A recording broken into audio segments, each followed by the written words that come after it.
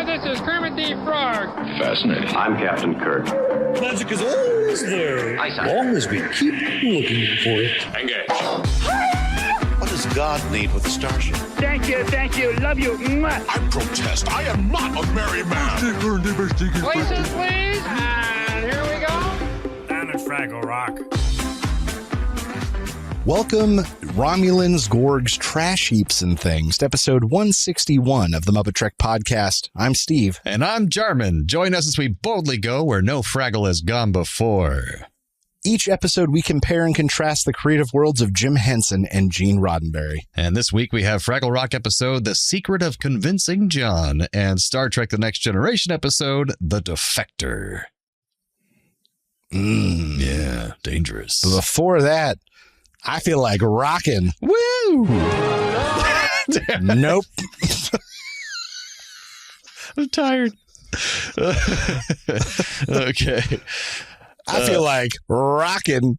I want to rock! Yeah! Well, there are plenty of gems, jewels, and geodes in the world, many of which can be found in Fraggle Rock. And this week's gem is Covalite. It is a copper sulfide ore, but it's not typically a major source of copper. There are better stones out there for that. It is a beautiful blue color. So as we all know, blue is very rare in nature, and apparently this includes stones. Not many true blue gems or stones out there, which makes them highly collectible. They're naturally conductive. So they're used in material science and conductor research as far as moving electricity around, but they're really soft. They're only a 1.5 on the Mohs hardness scale, which is hard enough to like scrape with a penny, basically. So really well-preserved specimens are incredibly rare, and they are almost unheard of in jewelry because they're just so delicate. Nice. They're really pretty. Yeah. Looking at them now. They really are. And they're very rare. That's Covalite, and that rocks. I want to rock! Yeah. But what's going down in Fraggle Rock? What's up, Doc? Doc explores the power of positivity in his life as he is now the secretary of the Society of Tinkers and Inventors.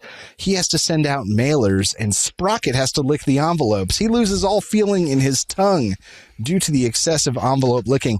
Doc goes to get him some water and finds that the water's off, which causes him to pull up the floor while turning to Sprocket and talking about the power of positivity, all while ripping up his home. Doc struggles. Apparently he's a tinkerer, but he is not a plumber. He eventually gives up hope in his positive outlook, realizing that he really should not have pulled up the floor or messed with the pipes. He finally realizes what he did wrong.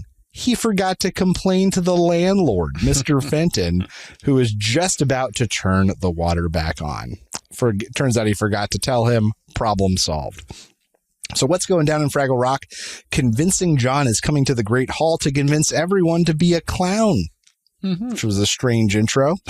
Wembley wembles on whether he should go with Boober to the Great Hall or Gobo to get Uncle Traveling Matt's postcard, and he can't even decide which side of the bed to get out on, even though there's only one side of the bed to get out on. He does end up going with Gobo. Meanwhile, at the Great Hall, Red is getting ready for Convincing John. Convincing John sells them all on just being clowns, and all the Fraggles get on board, and everyone's wearing red noses and funny hats suddenly. Gobo, heading out to outer space, ties a rope to himself, telling Wembley to tie off the other end while he heads out. But Wembley wembles about where to tie it, and Gobo ends up falling into the hole in the floor. Well, he makes it out with literally no consequence, so this literally didn't matter at all, the hole in the floor. He gets out without getting spotted, grabs Uncle Traveling Matt's postcard, and heads back to Fraggle Rock. Gobo is upset with Wembley, though, because he failed to tie the rope, and what if he had gotten hurt? Well, Wembley heads back to his room, where Boober tells him that he was convinced to be a clown with everyone else, and that's when Wembley gets the idea that convincing John can convince anyone of anything, including convincing him to change. Wembley goes to find Convincing John, finding 3 of John's backup singers who offer him a wide range of courses and packages that Wembley can take to become more decisive. Convincing John shows up and starts convincing Wembley, and by the end of the song, Wembley is a terror of choosing, I think is the phrasing that they use. Wembley even decides to end the presentation early because his newfound abilities have made him that decisive he doesn't need it anymore. Back at the Rock, Wembley comes back as a new Fraggle, including the new name Wilfred is just Wembley's name now. He talks all about the decisions he's made, and everyone realizes that he's made decisions about their areas of the responsibility, including a new idea for laundry, which upsets Boober, a swim event, which makes Red really mad, and he's going to get all the radishes from now on, which leaves Moki distraught. He even decides that it is time for him to go and experience outer space. Gobo tries to talk him out of it, but he walks through the door and immediately falls through the floor again. Everyone goes to retrieve him, and there's almost no consequence that this happened at all, once again. Gobo realizes that Uncle Traveling Matt's postcard might have some sort of credence here, and he reads it. Uncle Traveling Matt found a man being completely inflexible, his hands seemingly stuck and pointing into the air, refusing to acknowledge Matt even being there. He found more and more of these inflexible people, and Matt even tried to be inflexible himself. Well, Wembley comes to, and the others accuse him of not being the Fraggle that he used to be, and they want their Wembley back, not Wilfred. We cut to Convincing John's sleeping quarters, where Convincing John also reveals that he is a Wembler. He struggles with choice. He sings the song Choose Right as his backup singers show up at the exact moment that he needs them to. Wembley, going back to see Convincing John, overhears this, and he is outraged. How can Convincing John make him decisive when Convincing John is a Wembler? Convincing John offers Wembley a series of incredibly difficult choices to test his abilities. Wembley collapses from indecision. This breaks the spell over Wembley, who gets back to his own self. And a very short, what do doozers do? Well, the doozers hear some sweet, sweet tunes and begin hitting and tapping. They're really into it. And then all of them also decide to don red noses and become clowns. Little tiny red noses. And that's what doozers do. So, Jarman, what did you think of this week's episode of Fraggle Rock? Well, first of all, I was just surprised to find out that Doc is a renter because he's calling his landlord to I fix was something. Blown away. Yeah. I had the same reaction. Really? As an adult, we're like, what? He rents? As a kid watching this show, you wouldn't even think twice about that. Because in my mind, he's like a retired engineer or something. And it's just like he's had this shop for so long. You can tell he's personalized it completely to his own life. And he rents that damn place? I feel bad for the man. Yeah, no, it's awful. I mean, I rent, but I mean, I'm not his age, so I just feel bad. You're not a retired engineer. Exactly. I never will be. The Fraggle posters that Convincing John shows him, like there's 3 posters of like the different kinds of Fraggle he can be. Yeah.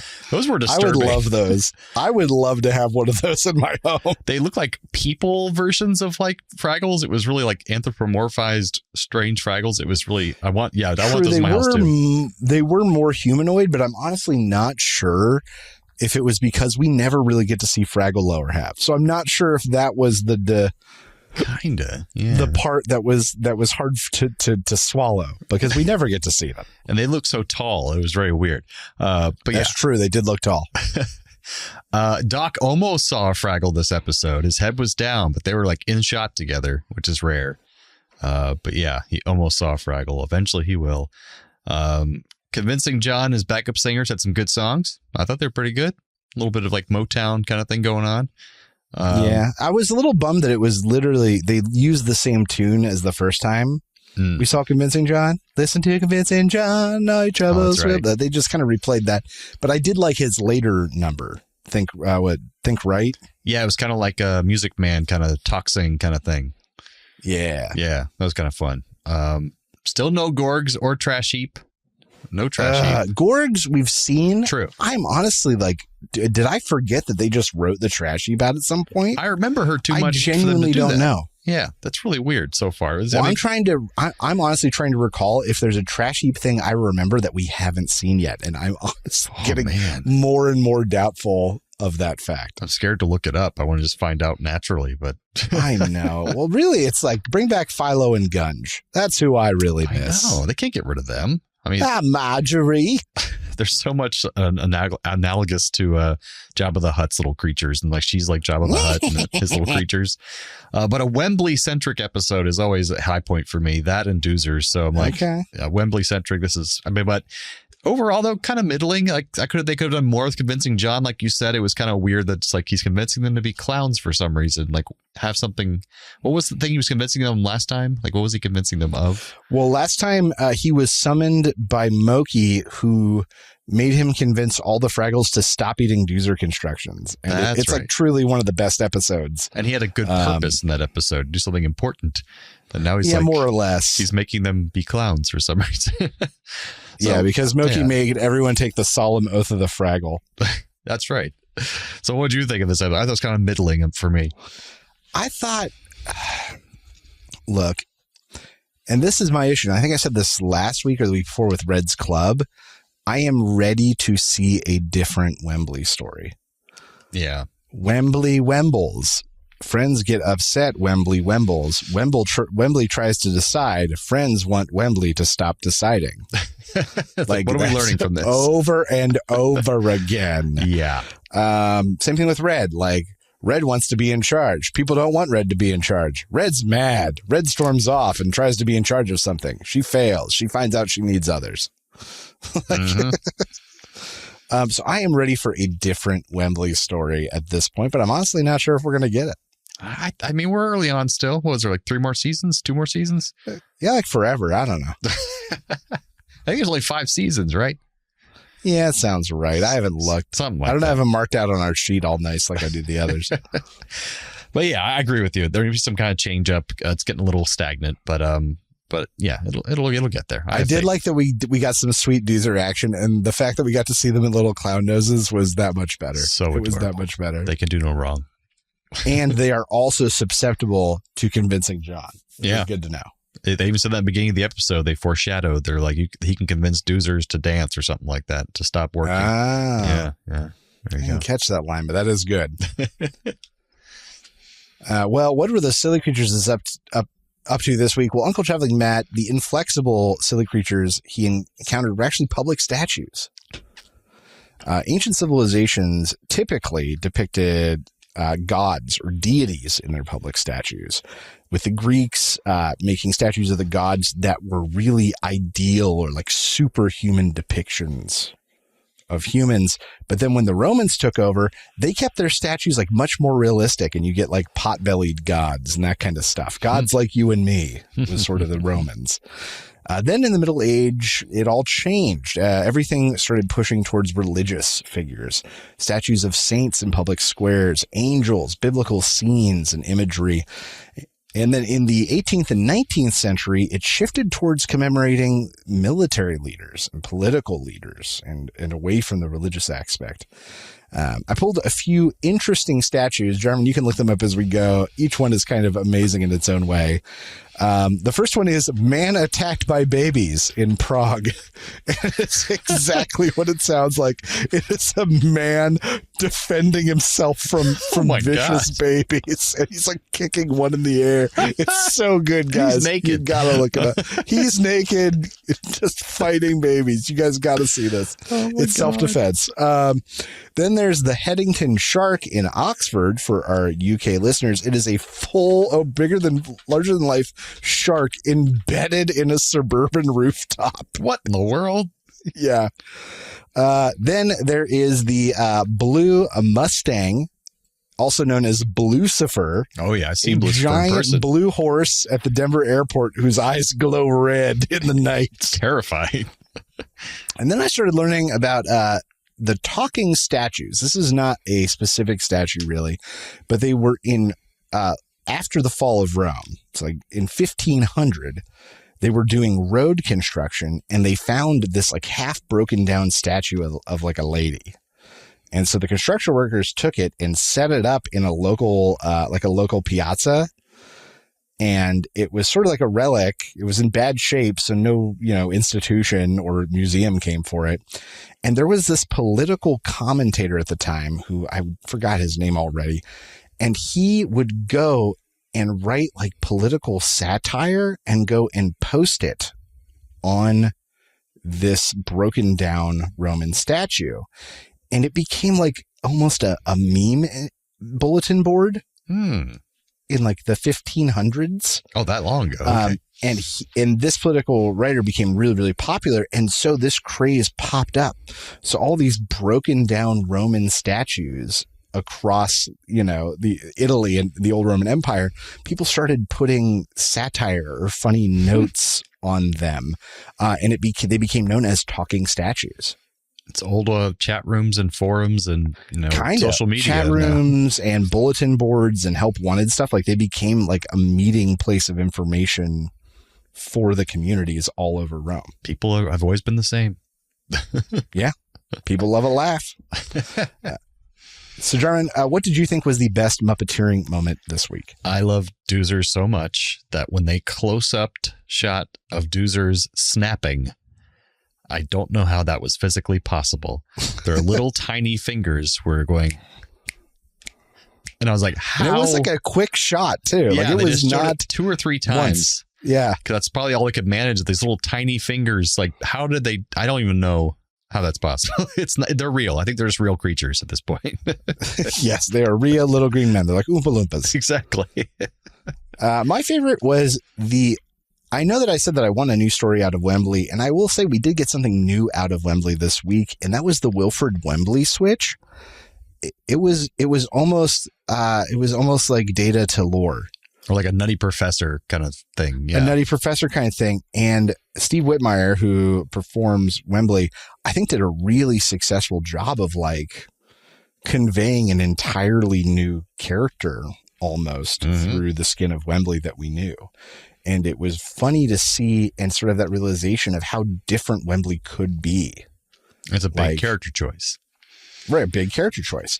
And so I thought that performance specifically was very, very successful within this episode. Oh, yeah. Not better than the Doozers, but I'm just saying. Not all Doozers, best Doozers. Yes. So, Jarman, what happened in this week's episode of Star Trek: The Next Generation?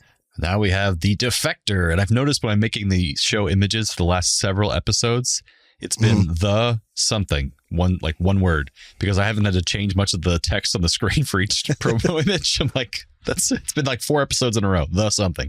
So the episode kicks off with Data on the holodeck, and he's learning more about humanity and leadership while playing Henry V in the Shakespeare play with Picard's guidance. And this is where we really kind of get Picard's interest in Shakespeare kicked off for the rest of this entire franchise. But the real drama begins when the Romulan scout ship sends a distress call to the Enterprise asking for asylum, which is crazy because they're on the brink of war, while it's being chased across the neutral zone into Federation space by a Romulan warbird. The pilot identifies himself as Satal, a supposedly lowly clerk who claims to have proof that the Romulans are building a secret base on a nearby planet called Nirvana 3 to launch a full-scale invasion on the Federation. Captain Picard is understandably suspicious of Satal, wondering if he is a genuine defector or just a Romulan spy leading them into a trap. That's something that Romulans would definitely do, especially because they bring up that Romulans typically don't like to take the first shot in wars. They instead like to cause the other side to strike first so they can claim they were just defending themselves. And this could be a way to goad Starfleet into attacking first. But as the crew continually interrogates Satal, we have some good scene with Riker and Troy kind of really handed it to him. And also Data bonds with him a bit in the 10 Forward, just kind of unknowingly kind of becomes this little buddy. He eventually reveals his true identity, and he's actually Admiral Jarek, a high-ranking military leader with the Romulans, who chose to defect and leave his family behind forever because he couldn't bear to see another war destroy his people and his daughter not have a future on Romulus. So Jarek, I think that's how they pronounced it. His emotional appeal eventually convinces Picard that he may be telling the truth. So Picard takes a chance, and the Enterprise crosses the neutral zone into Nirvana 3. But when they arrive, there's no base there, no armada, no incoming invasion. And apparently it was all a setup operation orchestrated by the returning character, Commander Tomalak. The Romulans had seen for months that Admiral Jarek was against further wars, so they actually fed him fake information to test his loyalty, And once he defected, they're using him as bait to lure the Enterprise into a position where they could be legally destroyed for violating the treaty. And then they would take apart the Enterprise and learn all its secrets and have their perfect excuse to start a war with the Federation. But just as Tomalek demands Picard's surrender, Picard surprises him by revealing 3 Klingon bird of preys decloaking around them, and they were set up earlier in the episode by Worf. And this little quick aside that we just completely forget about. Apparently, Worf went to talk to some Klingons that we don't see on screen, and that's what they were doing. And they're surrounding the Romulans, and they force them to surrender. So the Enterprise is able to leave peacefully, but Jarok, realizing he sacrificed his entire life and seeing his family ever again for a lie, and that his own people used his conscience against him, he commits suicide. So he leaves behind a letter for his family, but they sadly won't be able to get the letter to his family until there is really a lasting peace between the Romulans and the Federation, which they hope will be someday. So, Steve, what did you think of the Defector? Okay. Things I loved. I love the weird Data as an actor intro. I was so confused, but in a very good way until they finally kind of made it clear what was going on. Big stakes this episode. Finally, some more definitive Romulan action. Oh, yeah. It was great to see. I love the mystery of why the Romulans chased the Defector but didn't catch up to the scout ship, and them sort of revealing that it might have been on purpose, and why would they do that? Real tension in the situation, which is not always the case. I loved Picard asking Data to document the situation. Oh, yeah. Because as people look back at the history of whatever happens here, this could be a make or break moment. And Picard was very aware of that. He's a historian, too.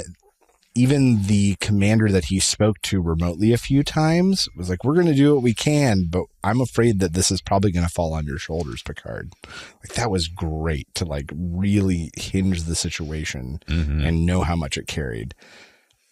James Sloyan as Satal / whatever his name was, Commander Jarok. Great scene with him and Riker when he's being grilled. Great scene with him and Data in 10 Forward when Data is trying to figure out what his guts tell about him, which was also funny and good. I loved the holodeck Romulus we got to see, but then the sorrow that it brings him, knowing that he'll never go back, and that's he gave up. Great line. Maybe one of the best lines in all of Star Trek. She will grow up thinking her father is a traitor, but she will grow up. Yes, it was great. It was incredible. Like, seriously, I could think of that and the one where Picard tells the guy who killed an entire alien race, like, we have no law that fits this crime. Yes, great lines. Oh, my God. Those are the 2 best lines so far in this friggin' show.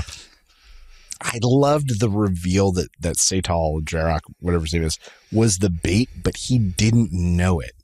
Which was a great reveal while keeping all the development he had done up to that point from being thrown away. Yeah, it wasn't invalidated. Yeah. It wasn't invalidated. And that was so satisfying.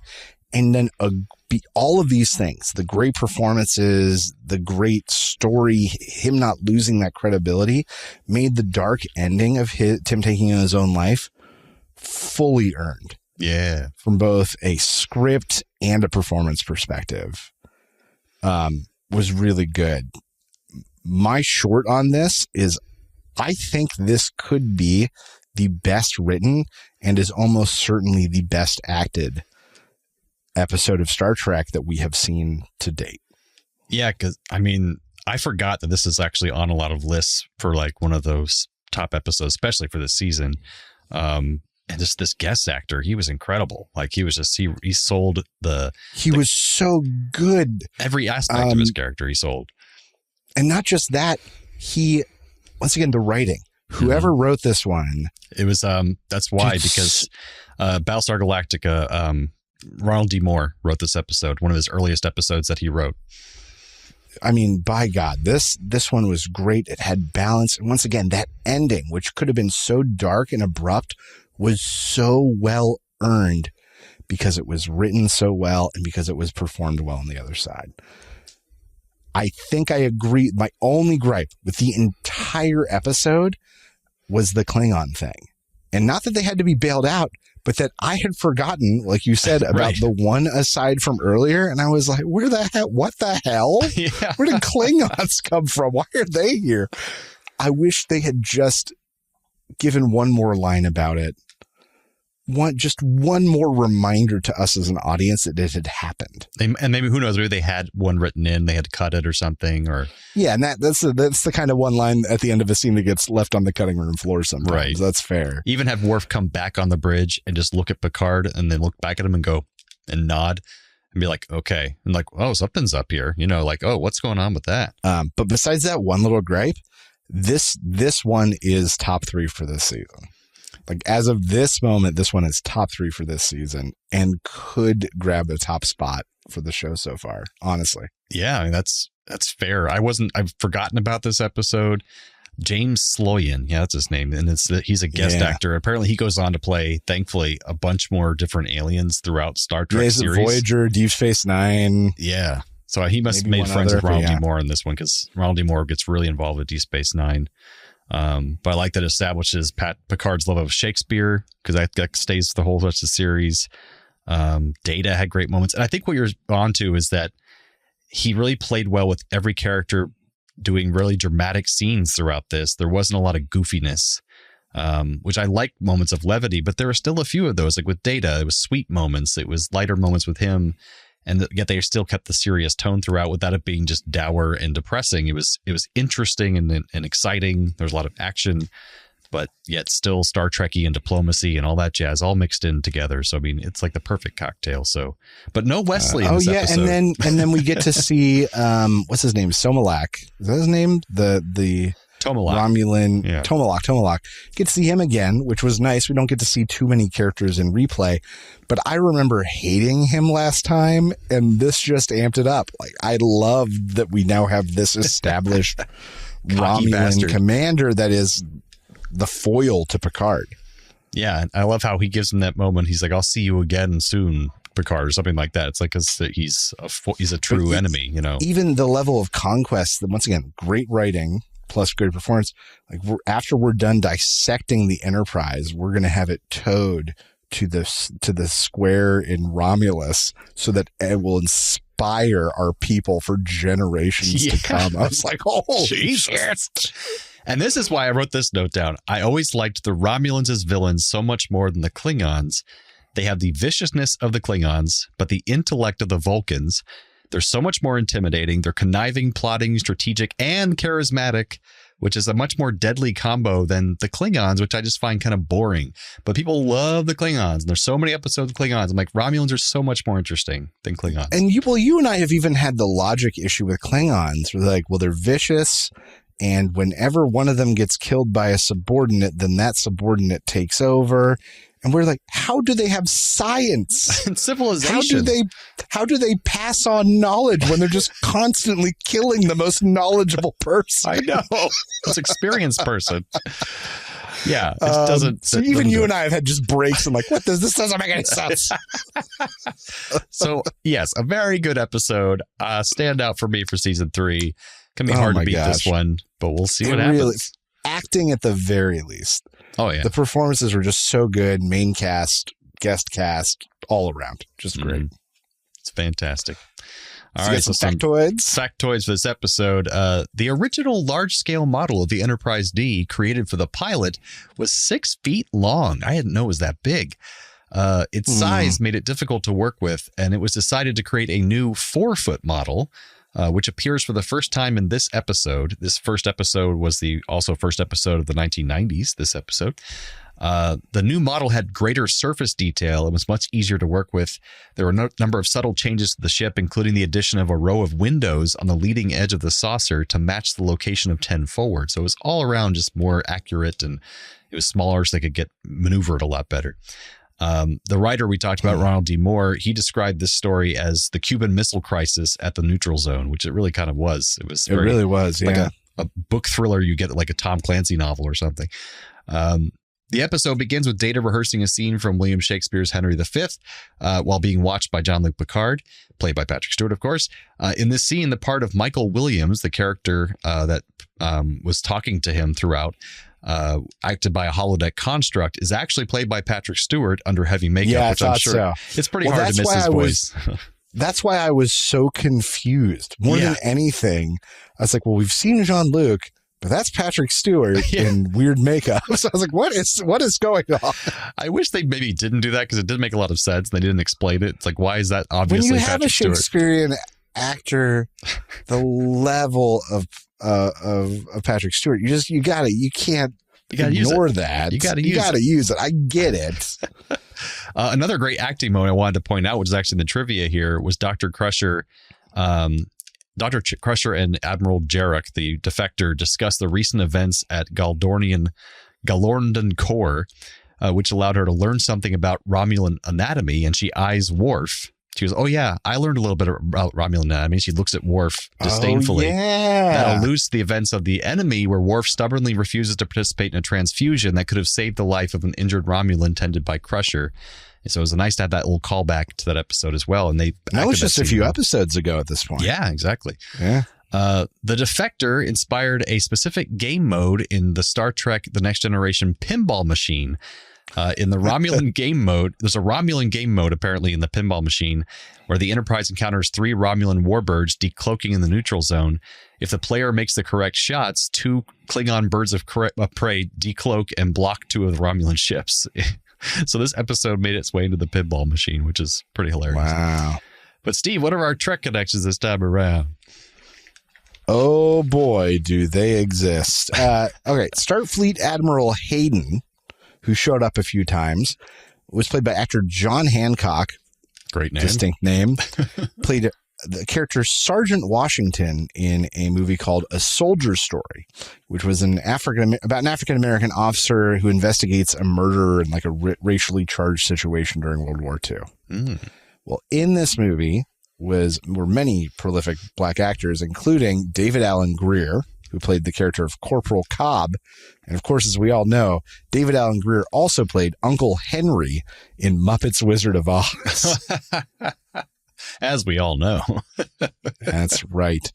And then the second connection, a little bit more direct, Admiral Jarek, played by James Sloyan, who we've already sung the praises of, was in 4 episodes of The Love Boat. Yeah. And as we've mentioned many times, many Star Trek one-shot actors and Muppet Show guests were on The Love Boat. So much so that we have a button for it. That's fantastic. We're not getting to use it as much as we used to, but That's any right. chance we get. But there are so many similarities in these 2 episodes. I mean, it's ridiculous. It's just ridiculous. That's right. Both feature people being convinced, all the Fraggles, to be clowns, and Picard that the Romulan attack was imminent. Oh, that's true. Very true. He had to be convinced of that. Both have a character who seems totally confident, but is really revealed to be completely scared and insecure. Convincing John in Fraggle Rock is just like Wembley. He wembles all the time. Oh, yeah. And Satal Admiral Jarek is really just scared that his daughter won't live to see the future on Romulus. Uncertain times. Yeah. Both feature characters from the past making a return appearance, Convincing John and Commander Tomalak. Oh, that's right. Return side characters. I like it. That's right. Both have a character going into a forbidden zone. The Romulans and the Enterprise going into the neutral zone, and then Gobo and Wembley going into outer space, into Doc and Sprockets. Oh, okay. Yeah, there you go. Mine's kind of like your first one. Both feature characters realizing they've been lied to. Wembley being revealed that Convincing John is also a Wembler, and Satal or Commander Jarek when he realizes that all the information he'd been fed was fake. Oh, that's true. That's direct lies. Yeah, that's very true. Direct lies. Oh, yeah. Oh, God. What's that noise? Transporter malfunction. Transporter malfunction. Totally not me pushing the wrong buttons. That is a transporter malfunction, which means we are going to take one character from one episode and transport them to the other and vice versa. So what you got for us, Steve? Trek to Rock this week, I'm going to bring over Data to replace Wembley. Indecisive about his humanity, then going through the training and suddenly becoming Lore. Oh, that would be a good episode. Go see Convincing John and becomes Lore. Trek to Rock, I'd have Satal or Jarak, however we pronounce it, replace Convincing John. he would be very menacingly convince all the Fraggles to wear those red clown noses or else. But then when you see him in private, he's just completely insecure and crying over his daughter. Rock to Trek, I'm going to bring over convincing John to replace Tomalak. I love the idea of him working over Picard with charisma, mostly because I think it would be hilarious to have Picard address the ready room. He's agreed to give us everything. He can offer us a huge tactical advantage. And they cut to the bridge and everyone's wearing clown noses. If that's the worst that happens, that's not so bad. Yeah. Rock to Trek, I'd have Wembley come over to replace Picard because it would also be hilarious to see him handle the Romulan situation because Picard was already having a hard enough time deciding what to do. So if it's Wembley up there, it'd be impossible. He'd never figure out what to do. Well, I guess we should go. Oh, I don't know. The neutral zone. Oh. Maybe war's okay. I don't know. But that brings us to the end of episode 161 of the MuppeTrek Podcast. Join us next time for Fraggle Rock episode Manny's Land of Carpets. And Star Trek The Next Generation episode The Hunted. So from the lovers, the dreamers, and us. Live long and prosper, everyone. Thanks for listening to the MuppeTrek Podcast. Be sure to follow us on social media on Facebook and Twitter. Subscribe to us on Apple Podcasts, YouTube, Spotify, or your favorite podcast platform. This podcast has been brought to you by A Play on Nerds.